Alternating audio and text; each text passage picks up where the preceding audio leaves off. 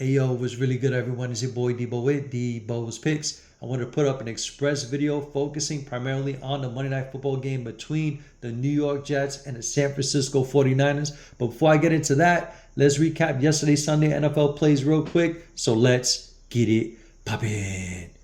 Now, as I continue to talk, most of the plays that I gave out on the Sunday slate of games will come up on the screen. My PODs, if you don't recall, were Travis Etienne's receiving yards going over 18.5. Eventually got bumped up to 20.5, so it was definitely value when I initially put it up on the board.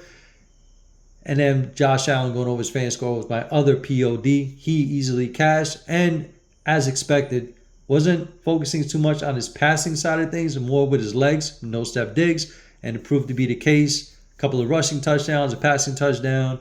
Threw for, okay yards. Nothing's going to jump out the screen, but easily cleared his fan score of 23. I believe it was 23.05, something like that. Eventually got bumped up to 23.5. Didn't matter. I think finished around 30, something like that.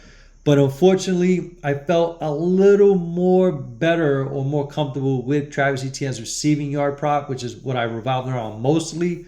And I put my money on the wrong horse because he did not cash. What happened? Well, he actually went over his receiving yard prop by 22 receiving yards. What happened? Apparently a penalty came through late, pulled that right off the board. So I had me gassed for a second. I'm like, I bet my POD's cash. It's going to be a good day. Not the case, obviously. So it was a losing effort from the day games overall. Now, I did recoup that and bounce back huge, specifically from the Sunday night game between the LA Rams and the Detroit Lions. Every slip that I put in for that game cashed, so I ended up profiting at the end of the day. Not the way I want to do it, simply because my day games picks were Travis Etienne and Josh Allen, and that's what I had posted to you guys to go ahead and play. So that one hurt more because you guys were putting money on it as opposed to the Sunday night game, which is kind of last minute. But unfortunately, like I said, week one are harder to predict. Even though I felt like Travis Etienne's receiving prop was low hanging fruit, that was to me a slam dunk. But unfortunately, it wasn't. And I was hoping that Miami wouldn't drive down the field in the final seconds because the game was tied. I'm like, I bet if the Jaguars, which the defense sucks, as you already know, can stop Miami somehow from driving and go into OT, we definitely would have a shot at Travis Etienne going over his receiving props, but never had the chance as the kicker for the Miami Dolphins put it through, and that was it for us. So anyway, I want to forget about that and move on. And with that said, I want to offer up my plays for tonight's Monday Night Football game between the New York Jets and the San Francisco 49ers. Now, I found a huge discrepancy, and it is with Brock Purdy. He has a fan score projection of 17.55 on UD. Now, I do not have access to Prizepicks. One of my boys does. He told me that Brock Purdy was around 16 for his fan score on Prizepicks. So you're getting a lot of value on UD. Hopefully it hasn't gotten bumped down yet, but last time I checked, it's still sitting at 17.55. But my expectation is that it will eventually drop a little bit because someone's going to find a discrepancy. It's just a matter of time.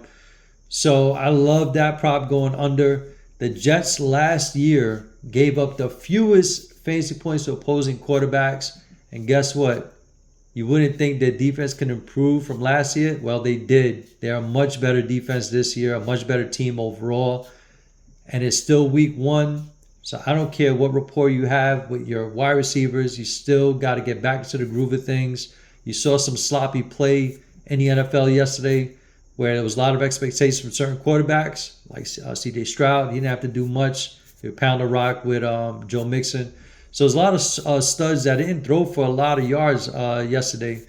You know what I'm saying? Because, like I said, it takes some time for the offense to gel again. The defenses actually are more game day ready, if you will, when it comes to starting the season off. So I definitely love Brock Purdy to go under his fan score. I got him finishing with no more than 14. So even if you want to play it on Prizepicks 16, I still love it going under. Hopefully it didn't budge any lower than that. And the same could be said for Aaron Rodgers. Same deal. You know his story. pretty much missed the entire year last year, except what 4 plays before he got hurt. Again, didn't no preseason games. I know people say it doesn't matter. It does matter. You know what I'm saying? I mean, you're not gonna get it. You know, you're not gonna get to a point where you're in week one, you're just firing all cylinders just because you play some preseason games. It still takes some time, but at least you kind of get a better idea of how to approach the game in week one. Now, Aaron Rodgers is a year removed from injury. Still got to get familiar with his team, even though I know they had joint practices and all that jazz. It's still not the same as game day. As you can see, Caleb Williams is proof that to be the case. Dude played pretty decent during the preseason.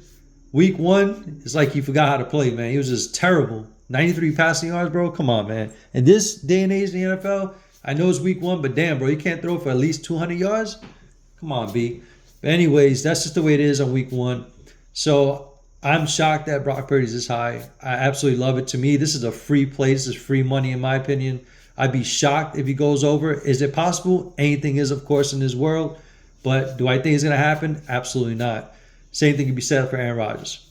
He's at, what is he on? UD. I think he's like 16.05.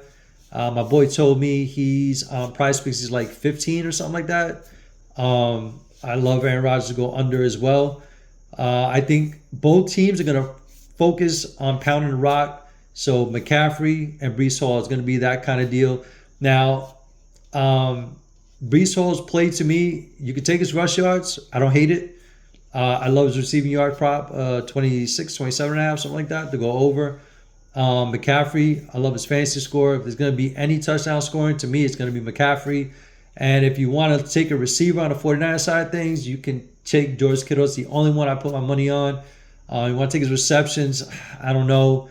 Can you go over 4.5? You can. The only problem is on UD is devalued already. So if I take his receptions, a 4.5 to go over, the payout is going to be less. So I probably would attack his either his fantasy score at 8 and change on UD or his receiving yards probably 42.5 to go over.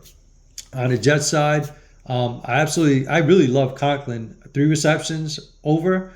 I think you're playing for the push at that point, so you do have a safety net if he doesn't go over 3, because I got him getting 3 or more.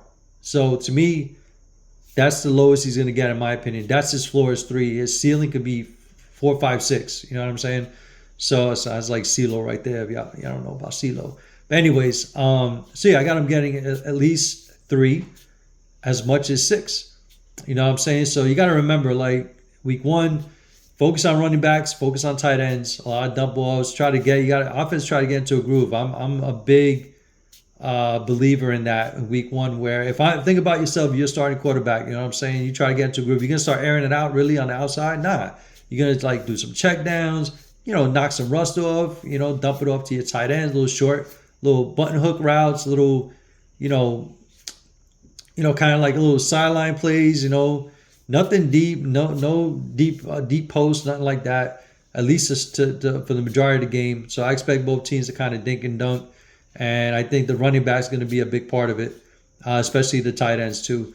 On the Jets side of things, I'm not a big believer in the San Francisco 49ers secondary. I think Ward is overrated, in my opinion. I see him get burned more times than not. Is he a good corner? Yes. Do I think he's a shutdown corner? No. And I do like Garrett Wilson going over either his receptions. Again, UD has it devalued, so I probably will stay away from it because the payout is doo-doo. I would probably go more for his yards. 69.5 on UD to go over. It's cutting it close, though, because I got him around 70, getting 70. But not my best bet. My best bets are the ones I mentioned previously with the fantasy scores, the running backs, and the 2 tight ends on both sides. So those are the plays I got going on for tonight. So then, best of luck. I'll see you on the next one. Feel free to join Discord. It's free. Peace.